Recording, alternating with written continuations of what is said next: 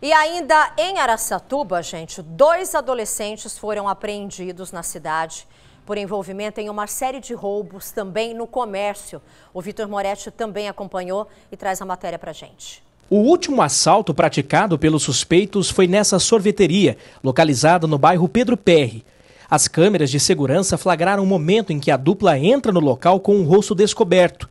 Um deles carrega uma arma. Segundo a polícia, era de brinquedo. Ao perceberem que toda a ação era gravada, os suspeitos fogem sem levar nada. O outro assalto foi em uma padaria no bairro Morumbi, área nobre da cidade. Os assaltantes invadem o estabelecimento em plena luz do dia, rendem 2 funcionárias e vão direto ao caixa. Entraram 2 meninos, né? E mostraram a arma e mandaram eu ir pro caixa pegar o dinheiro. Aí eles entraram, foi uma ação bem rápida. Já pegaram o dinheiro e já saíram correndo. Segundo a vítima, essa não teria sido a primeira ação da dupla no bairro. Teve um outro bar, um outro depósito, né, que eles roubaram também. Também roubaram o celular.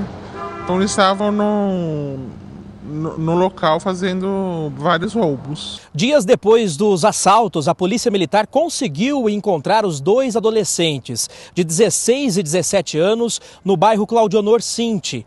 Eles confessaram os assaltos. As equipes policiais, através de uma ligação anônima 190, denunciando onde estaria um desses adolescentes. A viatura chegou, abordou esse adolescente e numa entrevista rápida ele acabou sendo reconhecido e também confessou a prática de ao menos 2 roubos em junho e julho em estabelecimentos comerciais aqui da cidade. Com os suspeitos, os policiais apreenderam uma arma de brinquedo e um boné usados na ação.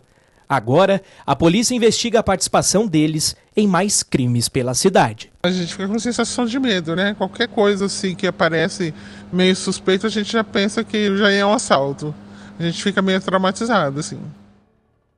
É bem isso mesmo. Esses casos demonstram como a situação, gente, está crítica em Araçatuba. O Vitor volta com a gente aqui ao vivo, porque o Vitor preparou essas reportagens. Vitor, você conversou com os moradores. Como estão os casos aí na cidade? Tem muita gente com medo também. Eu até me recordo que na semana passada a gente mostrou aqui no Balanço Geral também, o Vitor participou conosco para falar a respeito de um bandido que estava furtando clínicas de estética também, um outro caso que está sendo investigado pela polícia.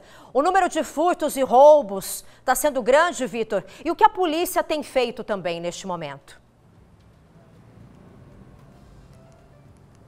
Olha, Josi, inclusive nós usamos nessa matéria dos furtos, né, a imagem novamente daquele criminoso entrando na clínica, né? Ele é bem folgado porque ele permanece por lá por aproximadamente 2 horas, ele furta o que ele quer e ainda ele come um lanchinho.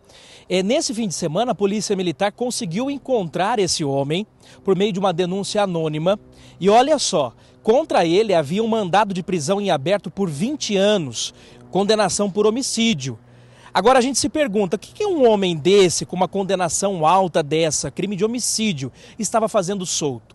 Provavelmente, segundo a polícia, ele teria sido beneficiado aí recentemente por uma dessas saidinhas temporárias e ele não retornou ao sistema prisional. E cerca de 10% dessas pessoas que saem, né, na saidinha temporária e não retornam, elas voltam a cometer esses delitos. E o que nós temos apurado aqui na cidade, inclusive falando com as autoridades públicas, Polícia Militar, Polícia Civil, o que está bem comum aqui em Araçatuba, todo dia praticamente tem uma ocorrência dessas, são os furtos, os chamados furtos simples. O que são esses furtos simples? São aqueles furtos que o bandido ele não precisa arrombar nenhuma porta, ele encontra facilidade de furtar o objeto e ele foge. Se ele for preso em flagrante, se ele for flagrado ali, ou pela equipe da Polícia Militar, ou por uma equipe da Guarda, e ele é encaminhado aqui à Central de Flagrantes, por se tratar de um furto simples, a legislação ela abre uma brecha nesses casos. Então, o suspeito ele acaba sendo liberado. E o grande problema que nós temos conversado aí não é um problema da justiça, e sim das nossas leis. Nós temos que pensar que o ano que vem temos eleições, para deputados, senadores, que são os nossos legisladores. Então nós temos que cobrar isso, né, para haver uma mudança na legislação para que crimes desse tipo sejam punidos. Até porque quando o homem ele é encaminhado aqui para a central de flagrantes, é feita a ocorrência e ele sai pela porta da frente da delegacia, a reincidência é muito grande. Então ele volta a cometer o mesmo crime. Ouvindo algumas fontes policiais, eles falaram assim para mim: Vitor, é a mesma coisa, a gente está enxugando gelo e isso desanima. Só que a polícia, a GCM continuam fazendo trabalho de patrulhamento. Esses furtos que acontecem, né, nós tivemos esse aumento considerável de 11%. Muitas das vezes essas pessoas furtam fios para queimar ali, derreter e ficar com cobre e revender para comprar drogas, né? Então, eu acho que é uma situação grave que acontece não só aqui em Araçatuba, mas em grandes cidades, né? Então, eles acabam trocando isso por droga e eles continuam furtando. Ontem também, eu tive uma reunião ontem aqui no CPI 10, que é o Comando do Policiamento Interior, e ali conversando, nós tivemos a informação de que a moradora, ela trocou toda a fiação da casa, foi furtada. Na semana seguinte, ela consertou e furtaram novamente. Então, essa é a grande, né, questão que se coloca, né? A mudança tem que ser na lei. A justiça, ela acaba cumprindo a lei, que é falha nesses casos, infelizmente. Os comerciantes, os moradores de maneira geral, eles são reféns, Vitor. E a gente sabe bem disso. Não é um caso somente de Araçatuba, isso acontece, como você disse, em outras cidades de toda aqui a nossa região, onde a gente percebe que realmente o número de furtos e roubos tem aumentado. Por quê? Porque a polícia, a GCM vai lá e prende e depois, no dia seguinte ou até no mesmo dia, eles estão novamente às soltas nas ruas, praticando outros crimes também.